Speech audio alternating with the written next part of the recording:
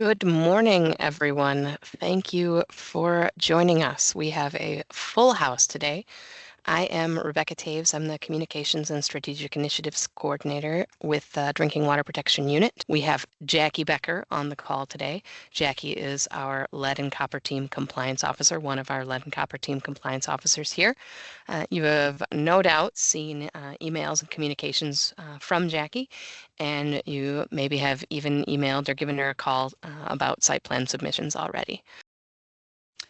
Thanks, Rebecca. So I'll share my screen here and we'll jump in. I have probably about 30 to 40 minute presentation and then we'll do the Q&A at the end. So like Rebecca said, I'm Jackie Becker. I'm one of the Lead and Copper Compliance Officers for Community. And let's see. A little bit of housekeeping. Rebecca went through this, but we are recording and we will have this available online afterwards. We will have a Q&A session, so if you have questions, throw them in the chat or write them down, and we'll go through all questions at the end. And attendance is being recorded, so if you have multiple people in a conference room that need hours, just put names in the chat and emails in the chat so you can get attendance that way as well. So a brief overview of the lead service line inventory compared to the lead and copper site plan. So all systems this past fall completed their inventory. It's every service connection in your distribution system, and your service lines were classified into 4 material types, lead, galvanized requiring replacement, unknown, or non-lead. We all did this, so that's all completed. Comparing this to the lead and copper site plan, this is the sites that you sample from in your system. So if you need 20 samples, you need 20 sites. And you select your sites based on the tiering criteria. So tier 1 is your highest risk sites. Those are your lead service line sites. And tier 4 are your lowest risk sites. So you base this off of what you know in your system. A little background on why the lead and copper site plan needs to be completed. So it's always been in the lead and copper rule that samples need to be collected from sites based on the tiering criteria. That hasn't changed, but upon EPA inspecting more systems in Minnesota, they found that systems haven't always been selecting sites from their highest priority locations. So in order to provide EPA assurance, us assurance, and systems assurance that they're sampling from their highest location sites, we'll be doing the lead and copper site plan kind of process that I'll walk through, just ensuring that systems are sampling from where they're supposed to be based on what they have in their system. So how this could be beneficial to you instead of just making this another thing that has to be checked off on the list. As we all know, EPA has been inspecting water systems in Minnesota. Turn the mic on. Can you all hear me? Okay. Okay. Yes, okay. We can hear you. I think that was someone else. Okay. Thanks, Corey. So this will, they're checking specifically at lead and copper, where you're sampling from for lead and copper. So this will help provide that assurance. If EPA comes asking where you're sampling from, you have the site plan from us, as that sort of assurance step. Homeowners and residents, especially after sending out letters to homes served by lead, galvanized requiring replacement, or unknown service lines, have also been calling cities. They've been calling us about their water testing. And this is something that you can't provide them the specific addresses that you're sampling from, but you can provide homeowners assurance saying, yes, we sample for lead and copper. We sample based on our highest risk sites. This is kind of how we select those sites, and those types of things to provide assurance to homeowners that this is something that we do test for and look for in our water. How we determine the number of samples that you need to collect, it's all population based. So we get your population from your sanitary surveys with your district engineers, and then it's based on whether you're on a standard monitoring, so collecting in 2 6-month periods, or if you're on reduced monitoring, either an annual or triennial schedule. This is how we determine basically how many samples and sites you need. So this is a list of all the information that we need for the lead and copper site plan. Briefly on how you can obtain some of this information. So your system side service line and your customer side service line, everybody completed their inventory at this point. You either know this or you don't. It's okay to have unknowns. You know, your system side could be unknown, but your customer side could be lead. That will help determine the tier number, but you don't need to determine service line material for the lead and copper site plan. You know, just use your inventory to determine this information for your site plan. Internal plumbing, it's probably best and easiest to just obtain this from speaking with the homeowner. You may have some historical records from this. Previous tap water collection forms will have this information as well. But speaking with the homeowner will give you likely the most up-to-date information. Home type, most of you probably know, you know, in your system where the single-family homes are, where the multifamily homes are, and those types of things. But you can speak with the homeowners. They can help confirm, you know, you think this home's a single-family home. The homeowner would be able to confirm that information for you. And any sort of building records may also have this information. Present lead gooseneck / connector is, you know, whether or not there's a lead gooseneck or not at a specific site, and that's based on the best available information that you have for your system. If you have a lot of galvanized service lines and every single one you've dug up had a lead gooseneck, you can make an assumption that maybe another site has a lead gooseneck, but that's up to you based on, you know, what you know about your system. If you've never found a lead gooseneck ever, say you have a galvanized site, maybe you don't assume that there's a lead gooseneck there because you've never found one. Galvanized material ever downstream of a lead service line. This is trying to understand if there's a galvanized service line or galvanized internal plumbing at a site, if it's galvanized requiring replacement on your inventory or not, so you can utilize your inventory information for this question as well. And year built, specific year built, this can be obtained from a county assessor. Some local realtors will also have this information.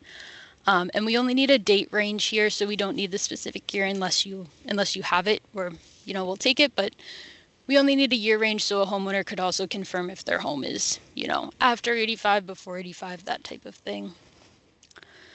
And the point of use, point of entry is specific to the tap that's being sampled. So any filter, softener would be considered a point of use, point of entry device, but you could have a whole house softener that has a bypass to the kitchen water tap. That would not be considered a point of use, point of entry on the tap to be sampled. And probably best to obtain this from speaking with the homeowner and confirming with them whether or not there's a bypass. And if they let you do an in-home inspection to actually look at the plumbing and seeing if there's a bypass or not is probably the best way to confirm that, but you won't always have access. Some systems have also collected an extra vial of water to just do a hardness test strip to confirm, you know, they said there is a bypass. Is there actually one? Because a home water softener will soften to 0.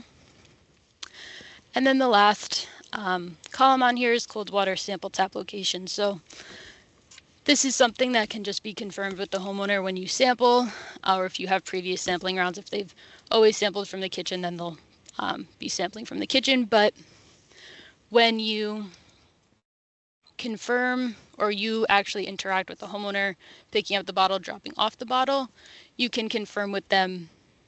If you ever actually have that interaction, I know a lot of times that it's not always the case. They just leave the bottle for you to come pick up. But if you have that interaction with them, you can, you know, do a QA, QC, you know, how long was the tap stagnant for? If they say it's been more than 12 hours, you know, you don't have to send that sample to the lab. It's not a valid sample anymore. If they say they took it from an outside spigot, obviously it's not a drinking water tap. That's not a valid sample. You don't have to send that sample to the lab. And we don't want any system to have an exceedance because a homeowner took the sample wrong. So if you can have that QA/QC with the homeowner and make sure that everything was taken correctly, it might be helpful and prevent, you know, those unfortunate circumstances where they left for a week, they took the sample right when they got back, and now you have high lead or copper or whatever it is. So how you can get people to participate in sampling, we have some communication resources that Rebecca's put together. So if you need assistance, have questions, you can reach out to her. I want to emphasize here that this is meant to be targeted. So once you know, say you know you have 30 lead service lines in your system, you need 20 samples, you want to target those 30 homes, these resources are perfect for that. Hey, you're our highest priority site, we would like to sample your home, you know, it's free to you, those types of things, but it's meant to be targeted. So once you've figured out where your highest priority sites are, whether they're tier 1, 2, 3, whatever it is, then do the targeted communications approach, trying to get those people to participate in sampling. So what if people don't want to participate in sampling? I know it's a challenge getting people to participate and then even just to collect samples, right? But if people don't want to participate, we do have a form that can be filled out just with generic information, and I have a copy here. You know, system name, how you tried to contact them in person, phone, letter, email, whatever it is. But this is meant to be used if you have a high priority site, like you have a tier 1 site that doesn't want to participate, so you have to move to a lower priority site because of that. So if you're just switching between, you know, tier 1 single family homes with lead service lines, you don't have to use this form because you're switching between sites that are within the same priority. But if somebody doesn't want to participate and you have to switch and move to a lower priority site, this is when this form is meant to be used. And under the lead and copper rule improvements, 2 outreach attempts with a non-response or 1 customer refusal, and you can move on from that site. So 2 outreach attempts, whether that's 2, you know, phone calls, 2 letters, whatever it is, but 2 outreach attempts with non-responses or just 1 refusal, and you can move on from that site. The sample collection procedures, they come in all of your sample kits with your bottles, but if you need extras for any reason, if you just, you know, put in a search browser, MDH sample collection procedures, it'll be the first thing that comes up, and we have the link here as well. And there is a lead and copper section. So we have videos on collecting lead and copper samples and some PDF documents for a reference. The community tap water sample form, this also comes with your sample kits, can also be found online, but this is something that is meant to be kept with the systems for 12 years. We don't need it, the labs don't need it. You know, give it to the homeowner to complete and then just keep it and hold on to it. If you have previous years, this will have all of the site plan information that we need. It has the sample tap used, lead gooseneck, home type, point of use, point of entry. It would have all of the information you need if you have previous years. So now to where you can find the site plan. Again, just in any search browser, MDH lead and copper site plan, it'll be the first thing that comes up. And it'll bring you to this page, lead and copper site plan updates. And then once you're on that page, you can scroll to the creating your lead and copper site plan section, where you can find your Excel template and some other documents to complete your site plan. And I can do that now.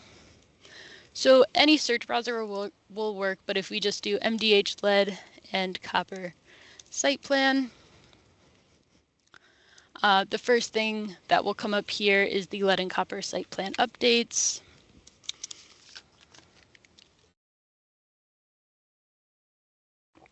And then once we're on this page, we have some general information about the rule and why you're required to select sites from your highest priority. And then this creating your site plan section has the site plan Excel template, an instructional guideline, which just walks through how to complete the site plan, which we'll go through. And then the sample collection procedures are also linked here. So if we click on this lead and copper site plan Excel template, it'll come up in our downloads over here, and then you can open it, and it will open like this. Sometimes a bar will show up here that asks you to enable editing. Just make sure you click that, otherwise you won't be able to modify anything on the spreadsheet. But if you try to modify and it doesn't work, that'll be your reminder. Maybe I need to click that enable editing button. But so there's 5 tabs down at the bottom here. The first is just the instructions. So put your system information in on sheet 1, read through sheet 2. It's the flow diagram to walk you through all of the tiers. Filling in the information on sheet 3. So this is the site specific information with the service line materials and all of that.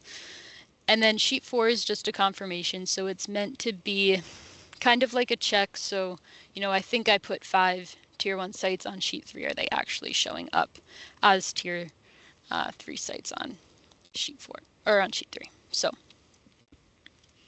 sheet 1, just general system information. So the water system name, PWSID, your system population. So if you put in your population as 10,000 here, over on the right, it is going to autofill the number of samples that you would need if you're on a standard monitoring schedule, or the number of samples that you need if you're on a reduced monitoring schedule. And then the contact information, this should be for whoever is completing the site plan and who we can call if we have questions. So after you submit it, we'll review it. If we have any questions, we will contact whoever is listed here. So easiest if that's, you know, who filled out the question or who filled out the spreadsheet and who can answer any questions we may have. Sheet 2 is our flow diagram to work through the tiers. So if we start with tier 1, these are our highest priority sites or our highest risk sites. There's a priority within these tiers. So within tier 1, single family homes with lead service lines are our highest priority sites. So, and if we click here to see the status, if we have these in our system, then at least half or all of your sites must come from the following locations. If we don't have these sites, we can keep moving through the flow diagram until we get to a box where we have these in our system. So the next priority within tier 1 is single family homes with internal lead plumbing. It's pretty rare, but if you have these in your systems and these are your highest priority, this would be where you would sample from. And we can see the status here is if we've exhausted the number of sites from status 1, which is the single family homes with lead service lines, we can fill the rest with these sites as we have them. So still moving through the tiers, the next priority would be a single family home with a lead gooseneck. And then the last priority within tier 1 is a single family home with plumbing installed between 83 and 85. That's copper with lead solder. So we assume the lead solder, if it's a pre-85 home and it's still the original copper, it's not all replaced. You don't have to test the solder to confirm it's lead. You can if you would like to. But we assume that lead solder if it's a pre-85 home and it's still the original copper. So tier 2 is the same as tier 1, but it's for multifamily homes or other buildings. So if you have a multifamily home or other building with a lead service line, and that's your highest priority site, that's where you would sample from. Then multifamily homes or other buildings with internal lead plumbing, with lead goosenecks, and then the same between 83 and 85 with copper with lead solder internal plumbing.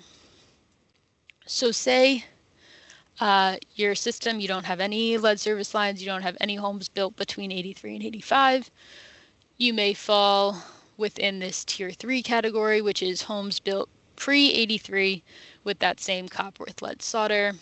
And then if we see the status, if you've exhausted the number of sites from 1 through 8, so all of these categories, then you can use these sites for your sample locations. Tier 4 is the lowest priority site. So it's water systems that are entirely post 1985. So if you're a very new system, this is where you would fall, or water systems that where every home is filtered or softened at the individual tap. So, and I mentioned this before, but a home could have a whole house softener, but a kitchen tap may be bypassed. So if there's a bypass to a drinking water tap, that is an acceptable location. Often outside spigots are bypassed, but those are not acceptable sampling locations because they're not drinking water taps, and they're not usually run that frequently. And kitchen or laundry room basement sinks are sometimes bypassed, but also not a drinking water tap, so you don't want to use those locations. So we're looking specifically for that drinking water tap bypass for a whole house softener to be an acceptable sample location. So sheet 3, I will zoom in a bit here, is where we'll put the site-specific information. So this first column, we will input this based on what we have in your system. We have in our system as the site ID for the address, but in here, if we put in a site address, just as 123 Main Street, the tier number will autofill after we filled in all of these columns here. So if we put our system side service line as, say, it's lead, customer side can also be lead, internal plumbing, and it's just drop down. So just select whatever it may be. Say it's copper with lead solder because the home is single family, and say it's before 83.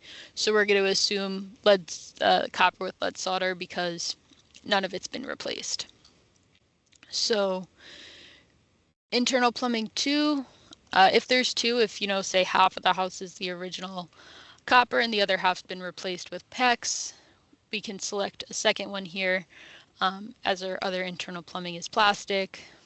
Home type, single family, multifamily, or other. Lead, gooseneck, or connector present. For this site, we'll say no. And galvanized material ever downstream of a lead service line. For this, we have no galvanized material at this site, so we'll say not applicable. And our review says column J confirms that there's no galvanized material. So this is just confirming that, there's no galvanized material at this site, so this is not applicable. If we were to select galvanized material listed is or was downstream of a lead service line, we'll get an error here because there's no galvanized material at this site. So for this site, not applicable. Year built before 1983, between 83 and 85, or after 85. Specific year built, if you know it, you're welcome to add it, but it's not necessary. And then point of use, point of entry on the tap to be sampled. So say this site has a whole house softener, but the kitchen tap is bypassed. So we would say no here because our sample tap location does not go through the softener. And we get this acceptance review as acceptable. And then the cold water tap location, we can just say kitchen. Other is an option, but it should be used pretty rarely. Really only assisted living facilities, correctional facilities where there may be a communal drinking water tap that everybody uses. But as far as a single family home goes, kitchen or bathroom tap, wherever they drink from. So we have all of our information input in these columns. We can see that this auto-filled the tier as tier 1 because we have a single family home with a lead service line. If we were to change the point of use, point of entry on the tap to be sampled to yes, we get an acceptance review that says sample taps must not have point of use, point of entry installed. If you're one of the rare cases where every home has a softener and there are no bypasses, this would be acceptable, but If there's homes with the bypass or homes without softeners, those would be the higher priority. And we can see with the point of use, point of entry on the tap to be sampled as yes, that we are at tier 4. So that's the big caveat is if there's a filter or softener on the tap that's sampled, even a lead service line site will become a tier 4 site. So we'll put this back to no for now.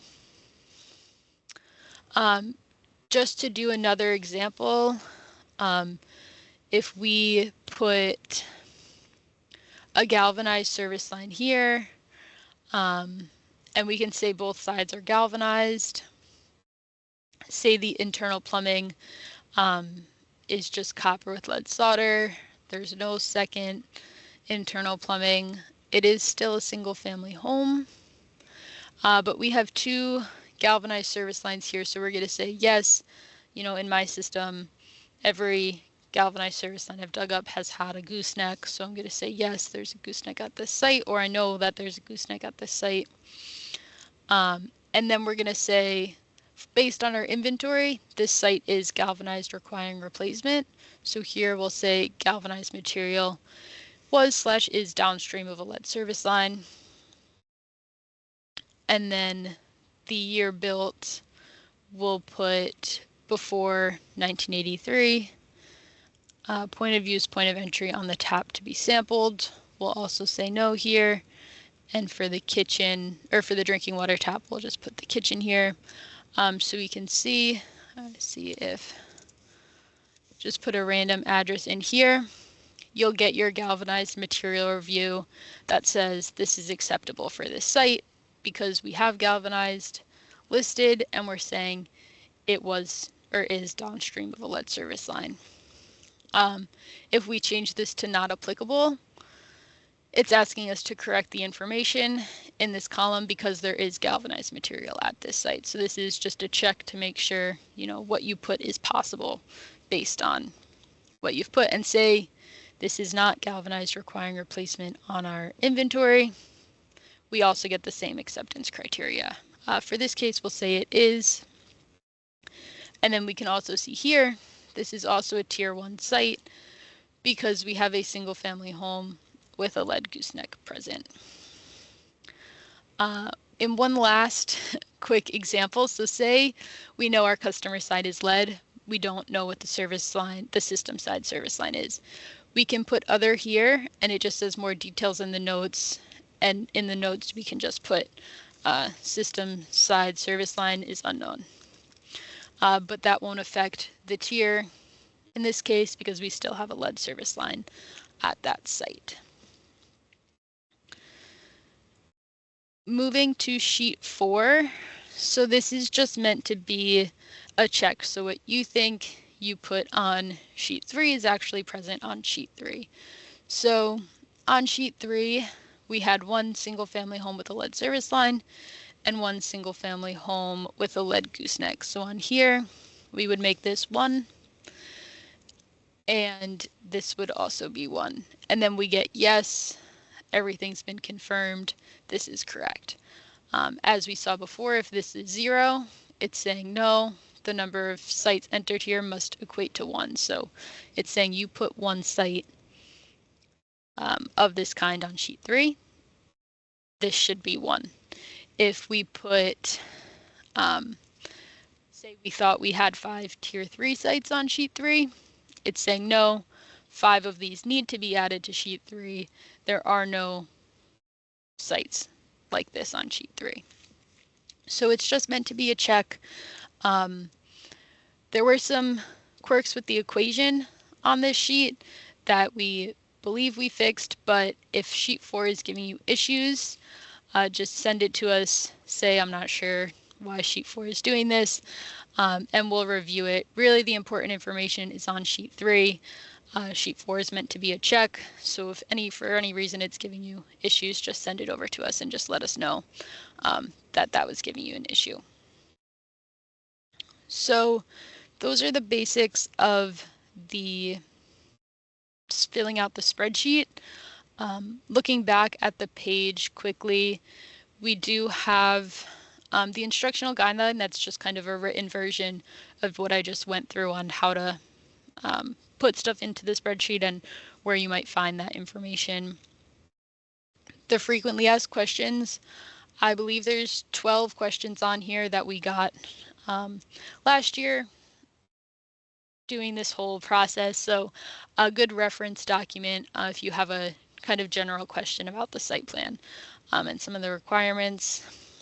We also have our general inbox email that will go to everyone on the Lead and Copper team, so feel free to email us there. If you were a system that's sampled in 2024 and you already have an approved site plan that you would like to make updates to, please email us, and we have an updates template that can be used to make changes. So if you need to make changes to a site, if you need to add sites, remove sites, those types of things, we have a spreadsheet for that. You can also find the record of participation form on this site. So if you just click the link, it will come up and you can fill it out, save it to your desktop or whatever it may be. And then I can jump back to slides here, maybe. Okay. So once you've had your site plan reviewed, you send it to us, we reviewed it, we approved it.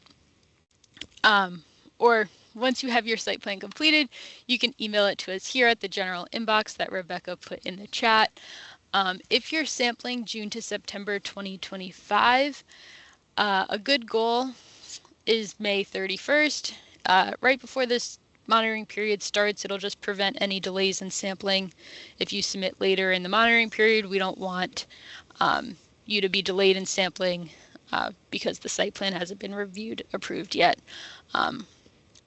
If you're sampling, January to June, please submit earlier.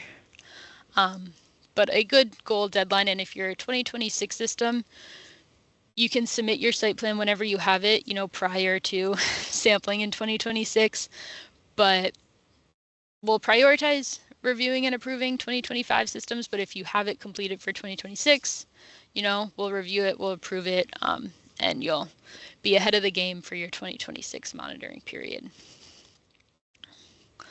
So before you have an approved site plan, and this will be in all sample kits, you'll receive a chain of custody that looks like this, just saying, not for compliance, you need to complete your Lead and Copper site plan. But once you have your site plan reviewed, approved, we'll email you directly your chain of custody. It'll have the site numbers filled out with the addresses that were approved from your site plan, and all of your system information will be included on the top there. So if you sample before submitting a site plan or sample without submitting a site plan, you may receive a monitoring and reporting violation. The requirements of that are a public notice in your CCR, and if you're on a triennial schedule, you'll just sample again the following year. Once all requirements are completed, you can return to your triennial schedule, but those are the general requirements of a monitoring and reporting violation. I showed this on the on the website, but we have a frequently asked questions sheet on that same web page where you can find the most common questions that we got over the past year. Also on the web page, I didn't scroll all the way to the bottom, but all the way at the bottom, we did a webinar last year that is also posted there. And as Rebecca mentioned at the beginning, this one will eventually be up there. So a good reference to use, I remember I went to a webinar and she said something about this. I know it's in there. You can use this as a reference to rewatch. So the last thing I have is just our contact information. So Stephanie and I are the two compliance officers. Haripriya and Hannah are our two compliance engineers. So if you need anything, just shoot